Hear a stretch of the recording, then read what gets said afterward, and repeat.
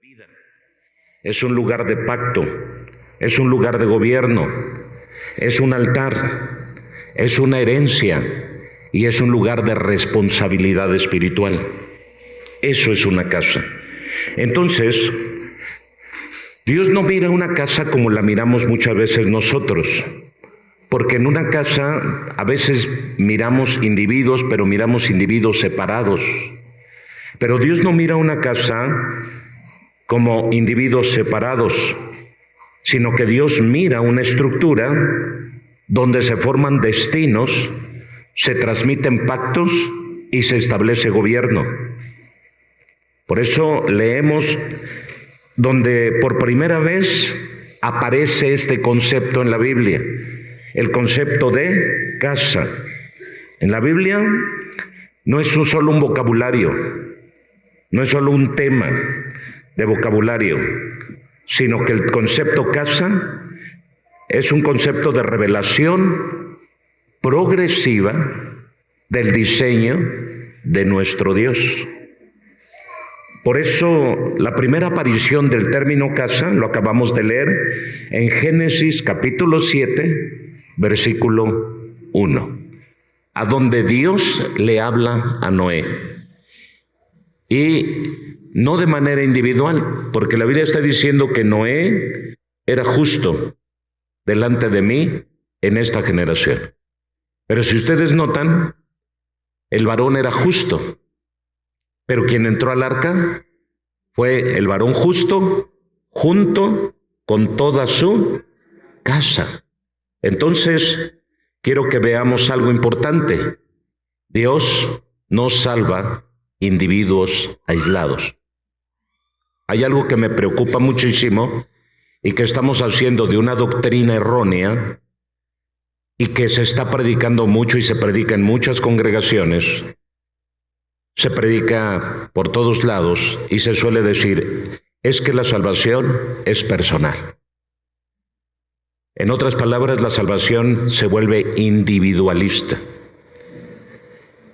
Por eso es que muchas casas no tienen esencia espiritual, porque el que debería de ser portador de esa luz, el que debería ser portador de esa verdad, se ha convertido en un individualista, el cual declara y asegura que la salvación es personal.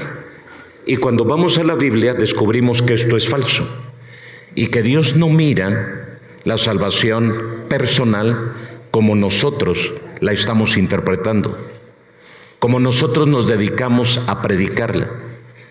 En todo lugar nos damos cuenta que Dios, cuando llama a alguien, no lo llama a él de manera individual, sino cuando llama a alguien, en este caso voy a hablar de Noé, lo llama a él, pero a la vez llama a toda su casa. En Génesis capítulo 12, Dios llama a Abraham a salir de su tierra. Sal de tu tierra y de tu parentela. Si tan solo nosotros tuviéramos la mentalidad individualista que se tiene ahora, entonces se haría lo siguiente. ¿Qué es? Sería esto. Voy a salir, nada más yo, porque Dios me llamó. Amén. Ahí tú quédate en la casa, sí, tienes todo, yo voy a estar al pendiente de ti, pero yo tengo el ministerio, así que yo me voy y ahí te dejo. No, la mentalidad nunca era individualista. Si vemos la mentalidad hebrea que no era individualista, vemos lo siguiente. Dios le llama a Abraham y le dice, sal de tu tierra y de tu parentela. Ahora escúchame bien. Cuando sale Abraham de su tierra y de su parentela, ¿sale solo? No, él sale con su esposa. ¿Y solo con su esposa? No, sale con toda su casa. Abraham, cuando sale de Ur de los Caldeos, no salió solo, salió con toda su casa. Y su casa era él, su esposa, un siervo damasceno que era muy fiel a ellos, y de ahí una suma de más de 300 personas que eran sus siervos. Entonces vamos recapitulando, entendamos que la casa de Abraham se componía de Abraham como padre, de Sara como madre, del Damaseno como administrador y de una serie de servidores y de trabajadores que estaban con Abraham, pero todos esos, aunque eran siervos y no familia directa de Abraham, todos ellos entraron en el paquete completo y se fueron con Abraham cuando el Señor lo llama.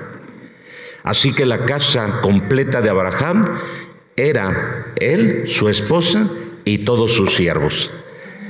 No había hijos todavía, sino eran también todos sus siervos. Entonces, ¿qué compone una casa? Una casa se compone primeramente de un patriarca, que es el padre de la familia, y de la madre de familia. Y después de ahí vienen hijos. Y de esos hijos vienen nietos. Y de esos nietos vienen los bisnietos. Estamos hablando, Dios nunca habla de manera individual. Dice el Señor que Él bendecirá hasta la tercera y cuarta generación. Así que bendecirá al abuelo, al padre, al hijo y al nieto. Primera, segunda, tercera y cuarta generación. ¿Lo notan? Y esto compone lo que es todo un núcleo de familia. Váyanlo viendo, por favor. Y dentro de ese núcleo de familia, pues hay personas que se van agregando. Y es permitido esto, sí. Cuando vamos a Éxodo, capítulo 12, nos damos cuenta que cuando el Señor convoca para la Pascua, para la celebración de la Pascua y del rescate del pueblo de Israel, no convoca a individuos porque la salvación es personal. Mentira. Jamás el Señor tiene una mentalidad individualista, sino tiene una mentalidad colectiva. La mentalidad individualista nos puede dar permiso a nosotros de ser tan egoístas que se salve el que se salve. Sí, mientras yo soy salvo, pues si el que no quiera que se pierda. Y caemos en un corazón demasiado egoísta. Y este egoísmo, el Señor lo viene a eliminar cuando vamos a Éxodo, capítulo 12, nos damos cuenta que el Señor convoca a la familia. Dice, sacrificarán un cordero por familia. No dijo sacrificarán un cordero por persona, porque la salvación es personal. Dijo, van a sacrificar un cordero y ese cordero lo van a comer. Y lo van a comer toda y si la familia fuera muy pequeña y hubiera otra familia que también fuera muy pequeña, ¿qué tienen que hacer?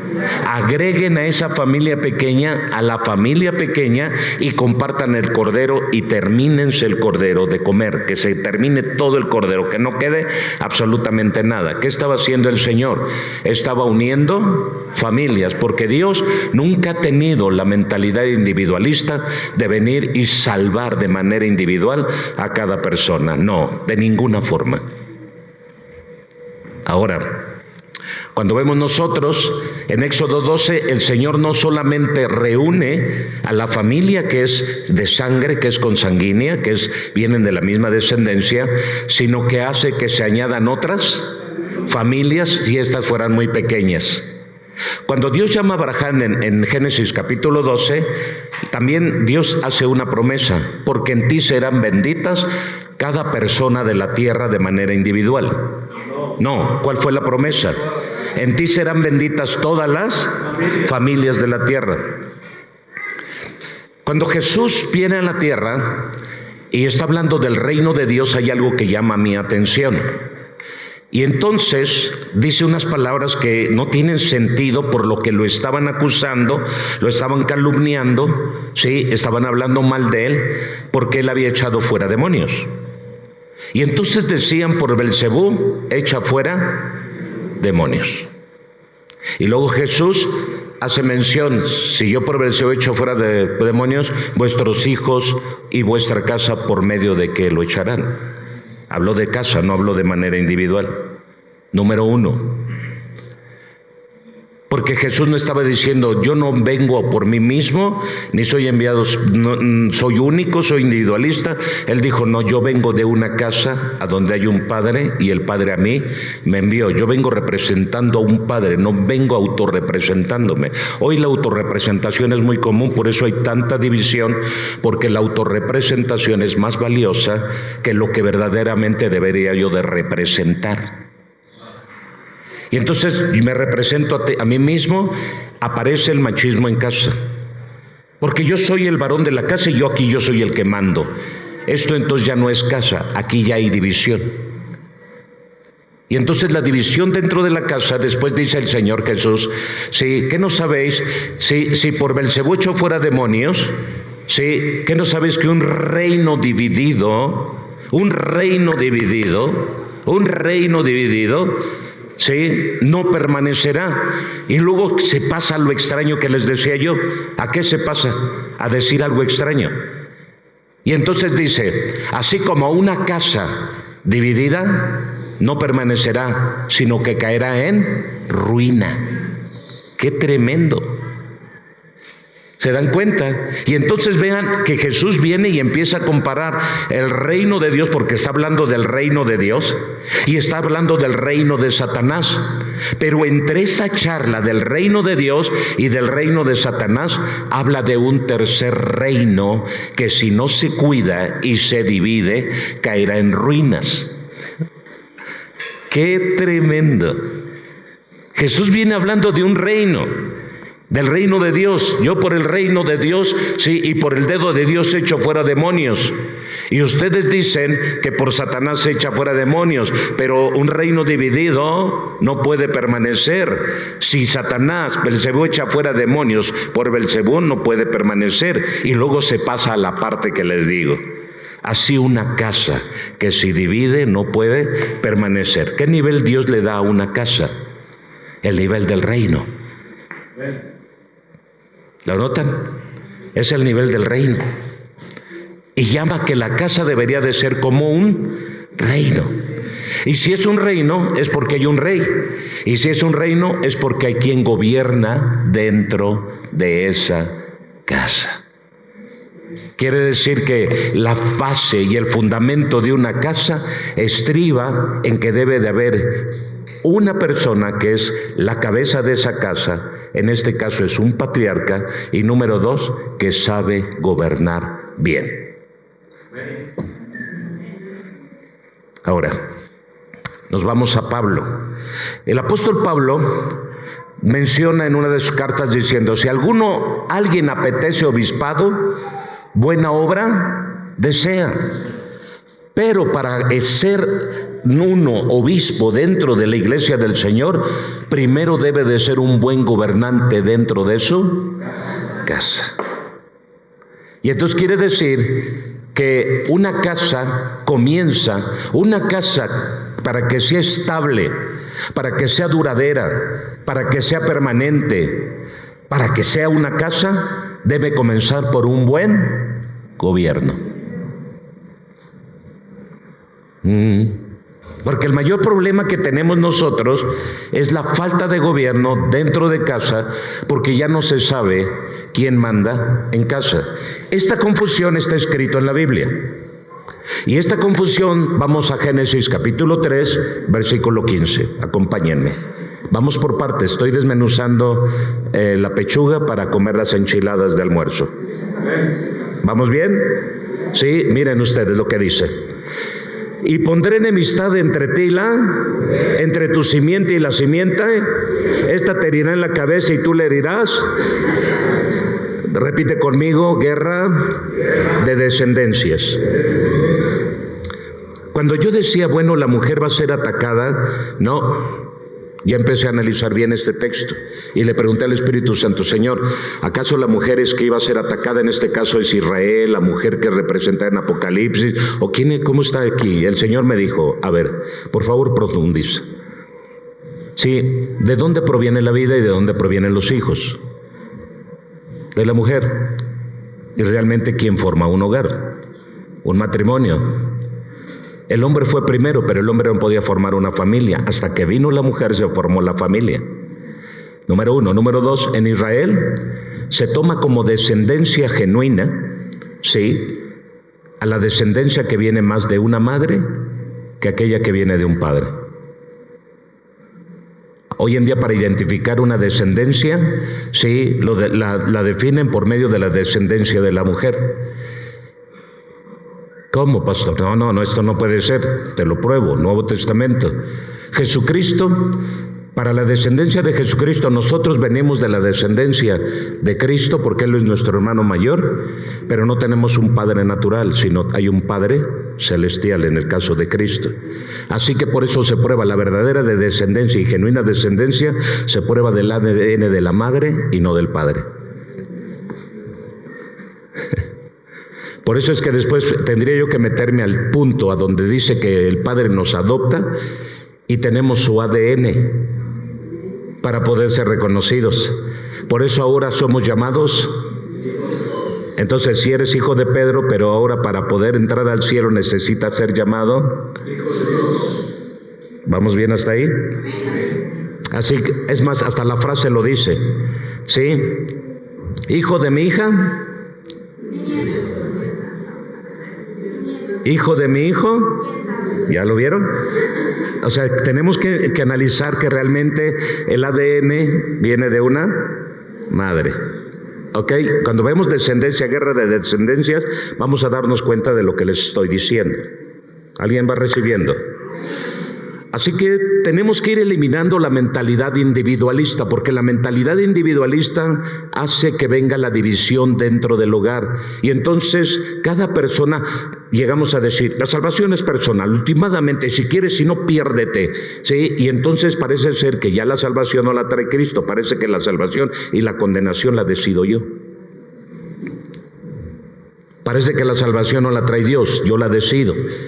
¿Por qué? Porque Satanás sabe muy bien que un reino dividido, como una casa dividida, caerá en ruinas. No solamente la división hará que no se logre consolidar algo, sino que la división hará que todo caiga en ruinas. Por eso es que estamos como estamos en estos últimos tiempos.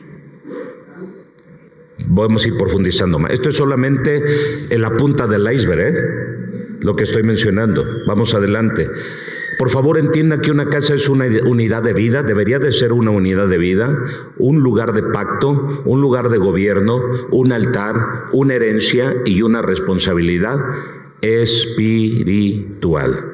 Así que cuando Dios le dice a Noé, entra tú y toda tu casa en el arca, porque te he visto justo delante de mí en esta generación, grábense esto, anótenlo, Dios no salva individuos aislados, porque ahí no dice entra tú solamente, sino le dice entra tú y toda tu casa. Cuando Jesucristo viene a la tierra, voy al Nuevo Testamento, viene y restaura esto. Entonces hay un chaparrito arriba de un árbol sicómoro que lo está viendo. ¿Cómo se llamaba? Zaqueo. Y entonces cuando Jesús lo llama, ¿qué le dijo? Zaqueo, baja, ¿por qué llegó la salvación a tu vida? ¿Qué le dijo el Señor? Baja, desciende, porque hoy ha llegado la salvación a tu casa. Qué poderoso es esto. ¿Sí? Entonces, cuando el Señor le da las llaves a Pedro del reino de la salvación y por primera vez lo manda a un gentil llamado Cornelio. Cornelio es el que hacía ofrendas, Cornelio es el que construyó sinagogas, Cornelio es el que era el fiel prosélito seguidor de la fe judía. Pero cuando el Señor lo manda, sí, ve, porque hay un hombre llamado Cornelio, muy individual, muy espiritual, muy santificado, al cual quiero salvar. No, el Señor le dijo, ve a la casa de... ¿Se dan cuenta? Por eso la casa es como diseño de unidad divino. Sí, y proféticamente nuestro destino final.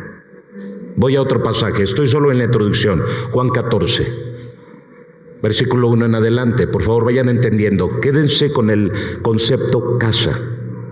Casa, casa. Seamos los City de este tiempo. E.T. von House. ¿A dónde quería regresar el extraterrestre? A casa. Él podía decir, guay, soy libre, soy único, me puedo quedar aquí. No, él anhelaba regresar a...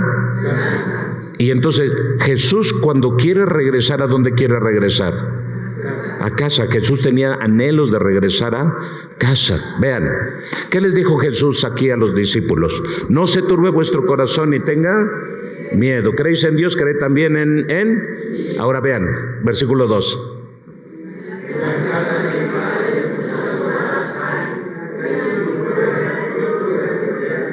¿En la casa de mi Padre qué? Entonces, quiere decir que todas las casas que somos nosotros van a ser integradas a una sola.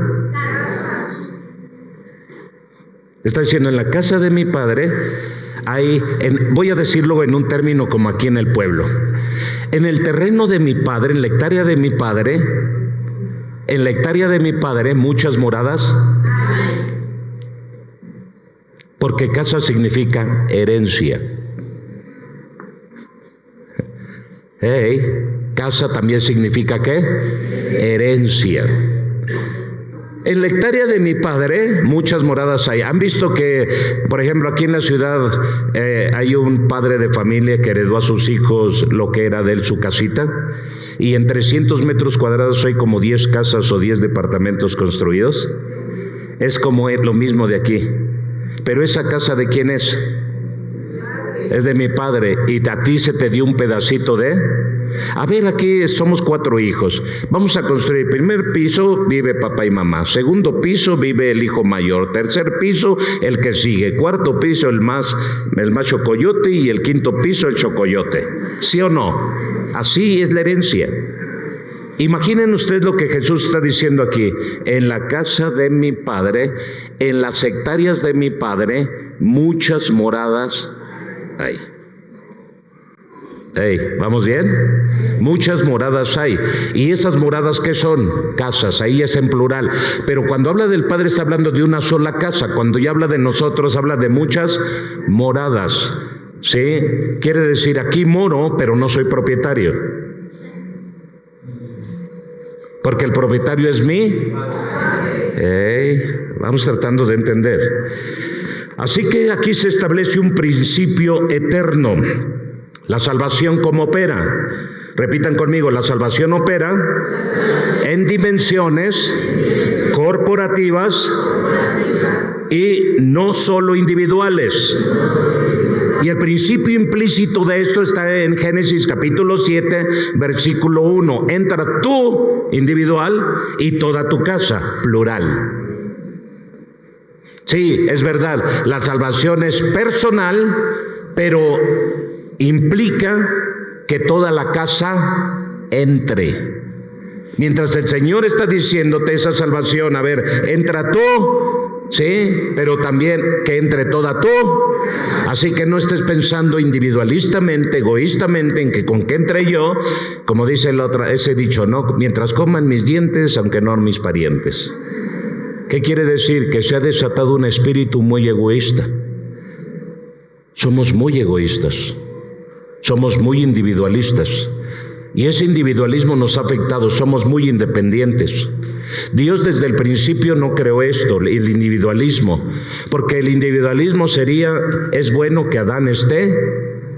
Si Dios fuera individualista, diría, es bueno que Adán esté. Pero ni siquiera Dios está solo, está el Padre, el Hijo, el Espíritu Santo y una multitud de ángeles que le adoran, porque Dios no es individualista. Ay. Por favor, el término casa, aunque no aparece antes de este Génesis 7, quiero decirles que el término casa es un diseño divino que ya estaba presente desde el Edén. Génesis capítulo 2 y capítulo 3 nos habla acerca de esto. Ahí ya había una casa implícita, aunque como tal el término no aparezca. Cuando Dios coloca a Adán y Eva en el Adán, los colocó en una casa. ¿Están aquí? Dios, ¿qué es lo que creó? A un hombre, a una mujer. ¿Y nada más creó eso? ¿Qué creó? ¿Qué más creó el Señor? Aparte de eso, una tercera cosa, díganme, que creó el Señor. Dios crea a Adán, a Eva y crea una tercera cosa. ¿Cuál fue? El Edén. ¿Y qué es el Edén? Un territorio.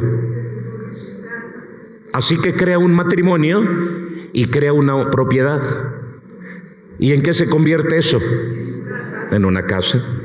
Eso es para empezar. Vamos adelante. Así que, si nos damos cuenta, donde hay una mujer, un hombre y un territorio, ya hay una casa funcional, aunque no se le llame así. Pero ahí ya existe una casa funcional. Ahora, Génesis capítulo 3. Vean, el ataque que viene de la serpiente no es un ataque a una persona en específico, sino ataca a lo que posteriormente nos es revelado en Génesis 3:15. Porque la mujer es la dadora de la vida. Si no hay mujer, no hay descendencia. Si no hay mujer, no hay hijos. Si no hay mujer, no hay familia. Si no hay mujer, no hay casa. Y si no hay mujer, sí, no existe prácticamente ese diseño de una familia, una casa, un hogar. Ahora vamos rescatando el diseño de la mujer. La mujer no es cualquier cosa, porque Dios no escogió a un virgen, escogió a una virgen. Porque Dios se nos presenta como padre, género masculino. Se nos presenta como hijo, género masculino. Se nos presenta como Espíritu Santo, entendamos. ¿Sí? Y entonces se necesitaba a alguien que desde su vientre pudiera cuidar, procrear, traer vida. Por eso, cuando Adán bautiza a Eva, la llama Java y la llama madre de todos los vivientes. Así que Eva no es un nombre común, es un nombre con propósito. Es decir, que en el nombre de Eva encierra su propósito. Ok, ahora, cuando viene la serpiente, no ataca a Adán. Podemos argumentar muchas cosas. ¿Dónde estaba Adán? Adán descuidado. Adán andaba de parranda con sus amigos, la jirafa, el elefante, el león, el chango, y se olvidó de Eva. No, señores. Ahora vamos más a fondo. Echemos la red más adentro. Satanás sabía que podía atacar a Adán. Pero realmente Satanás no fue Adán, porque la fuente, sí, ¿cómo se llama? El vientre que traería al Mesías no sería el de Adán, sino sería el de Eva. Y el vientre que traería al Mesías sería un vientre de una mujer donde no participaría el género masculino. Así que Satanás, sabiendo esto, cuando se dice de la descendiente de la mujer, realmente a quien fue Satanás a atacar directamente fue al vientre, fue a la matriz. ¿Y sabes dónde crecen los hijos? ¿Dónde se desarrollan los hijos? ¿Dónde se multiplican los hijos? En la matriz. Ahora, ¿qué es una casa? La casa es como un vientre, como una matriz, a donde crecen los hijos, se educan los hijos, se desarrollan los hijos, se multiplican los hijos, aprenden los hijos. ¿Y dónde sale eso? Éxodo capítulo 12, dice la Biblia que Israel se multiplicó. ¿Cuál fue el vientre de Israel? Egipto, la tierra de Gosén. Dios utilizó la tierra de Gosén como una matriz, como un vientre para proteger a su pueblo. Y en esa matriz estuvo tan protegido que lograron multiplicarse por millones. De 70 personas que entraron en 400 años se convirtieron en millones de personas. Y Dios utilizó una casa como fue el territorio de Gosén para que viniera la multiplicación de ese pueblo. Así que hay un vientre, una matriz física, y hay un vientre, una matriz, sí, espiritual. Así como ese vientre físico en una mujer, también hay un vientre físico que es la casa, a donde todo lo que ocurre dentro de la casa va a repercutir para bien o para. Así que todo el desarrollo de un bebé dentro del vientre, ¿de quién depende? ¿Del hombre? Vean, escúchenme bien, voy a decir algo revelador. El buen desarrollo de un bebé, la mayor parte de responsabilidad depende de la madre más que de cualquier otra cosa después de Dios.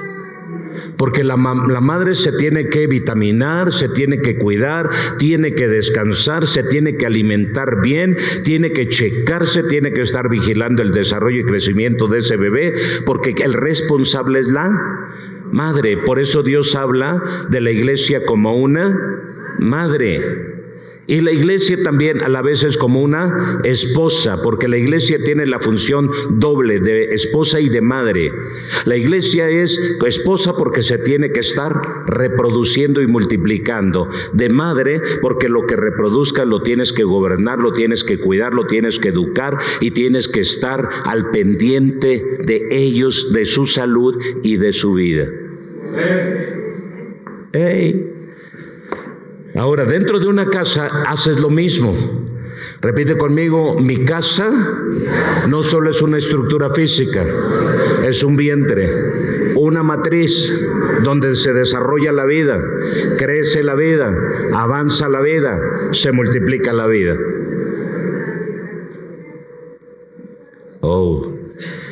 Así que cuando viene la serpiente, ¿a quién ataca? Ataca a la mujer, ataca la casa, quien viene para formar la casa, y ataca la descendencia. Entonces quiere decir que Satanás vendría para atacar, ¿sí?, la fuente de la descendencia. Así que hay una guerra de descendencias, simiente contra simiente, ¿lo notan? Ahora ya no es la guerra de la mujer y de la serpiente, ahora es la guerra contra la simiente de la mujer y la simiente de la. Ahora ya no tiene que ver solo con la guerra serpiente y mujer, ahora resulta que la guerra ya trascendió y la guerra trascendió de ser una guerra contra una mujer a ser una guerra contra una descendencia, contra una casa. ¡Hey! Los dormidos digan gloria a Dios.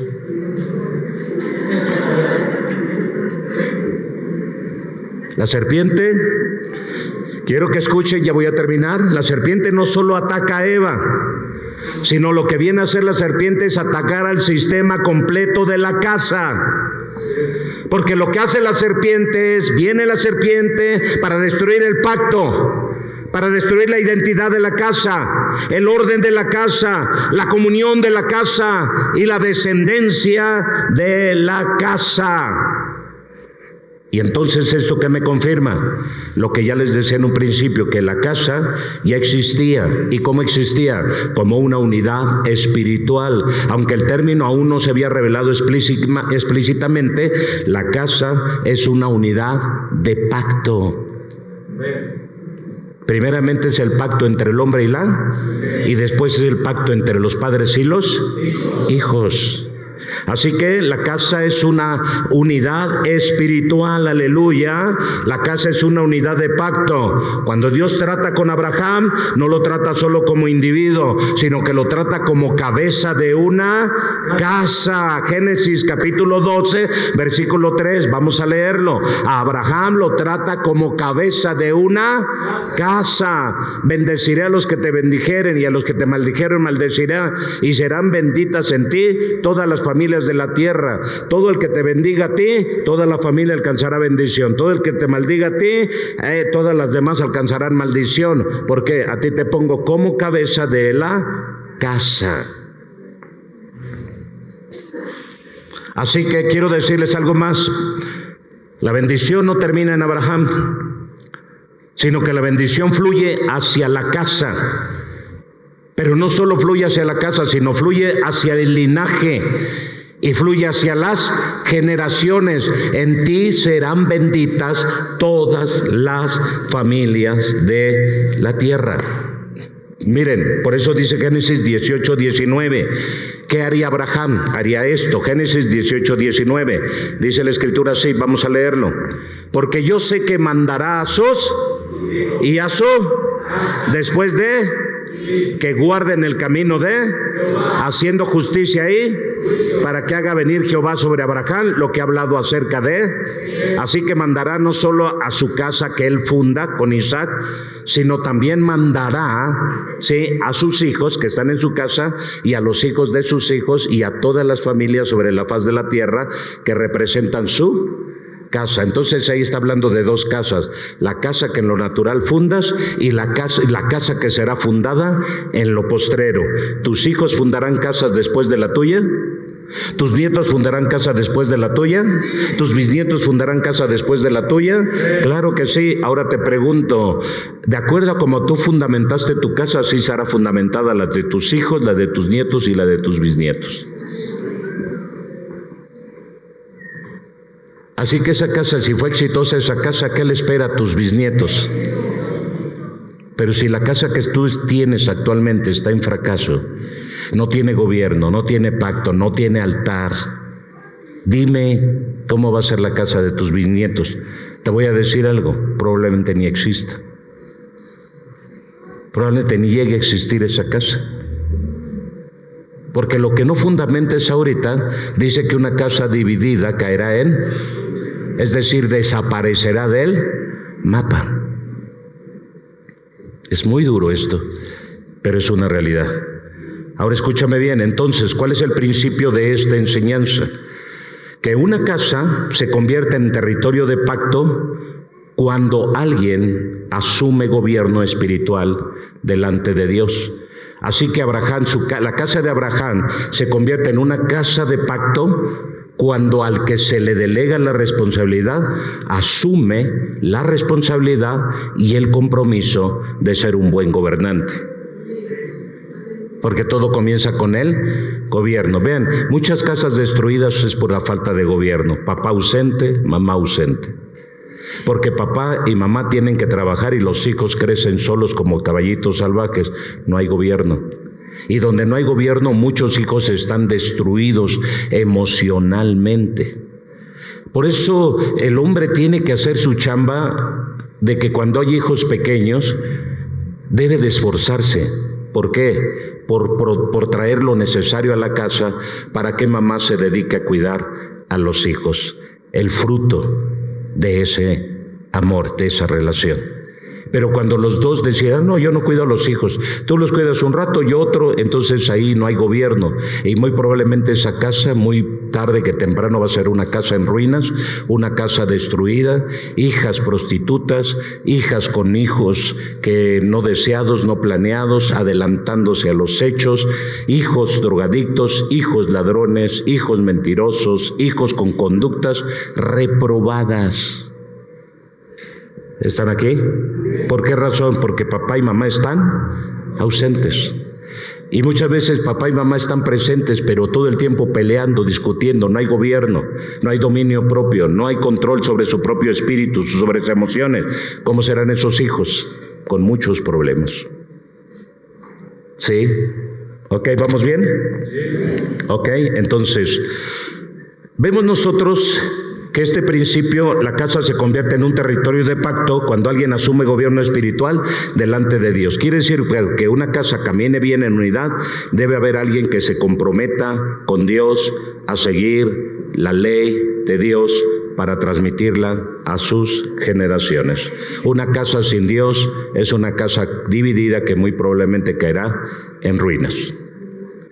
Noé, escúchenme bien, otra cosa, ya para terminar. Noé, cuando sale del arca, ¿sí?, ¿qué es lo primero que edifica? Dice que bajó Noé del arca. ¿Y solo bajó Noé? No, ¿quién bajó? Su esposa, y bajaron sus hijos. Entonces, ya ahora, ¿había una estructura de una casa? Todavía no estaba construida una casa material o físicamente. Pero díganme, en el diluvio, ¿se destruyeron todas las casas o existía todavía una casa?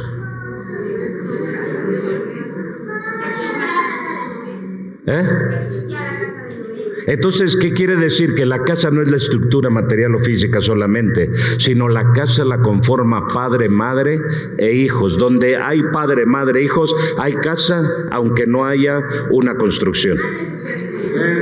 ¿Ya vamos entendiendo ahora sí? Entonces, ¿qué hizo Noé cuando bajó del altar? ¿Quién bajó del arca? ¿Quién bajó del arca?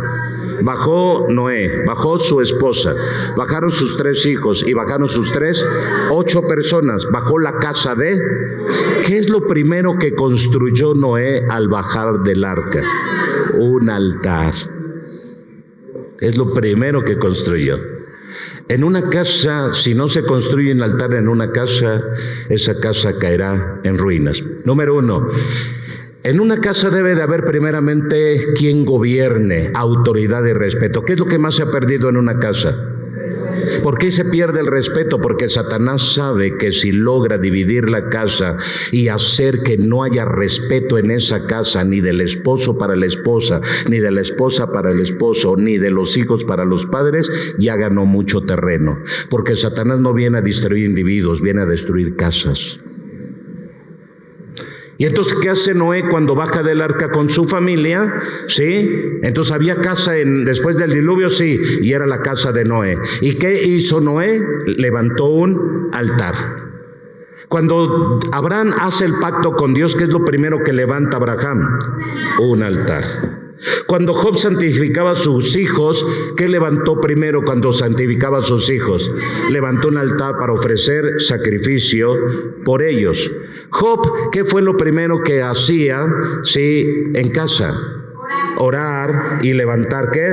Un altar, dice Job capítulo 1, versículo 5, por sus hijos. Así que había gobierno y había altar dentro de esa casa. ¿Saben cuál es el mayor problema? Que no acostumbramos a tener en casa un altar. ¿Y por qué no se tiene un altar? Pues porque para empezar falta lo primero, no hay gobierno. Ni el hombre quiere tomar la dirección del altar, ni la mujer quiere tomar la dirección del altar. Y la mujer le echa la culpa al maestro. Tú eres el sacerdote, tú deberías de orar, tú deberías de hacer. Sí, yo entiendo esa parte. Pero ¿qué pasa si no hay un hombre que quiera levantar el altar en la casa? Por eso la mujer no lo puede levantar. El hombre es el que está obligado a levantar el altar de casa. Pero ¿qué pasa si el hombre es cabezón? Es negligente, es perezoso. Sí, las cosas espirituales se las pasa por abajo de los pies. Ya por eso la mujer justifica y dice, no, pues es el varón, que lo haga. ¿Y qué está haciendo la mujer? También está demostrando la misma negligencia que está levantando el hombre. La mujer tampoco sabe ser gobernadora de su casa.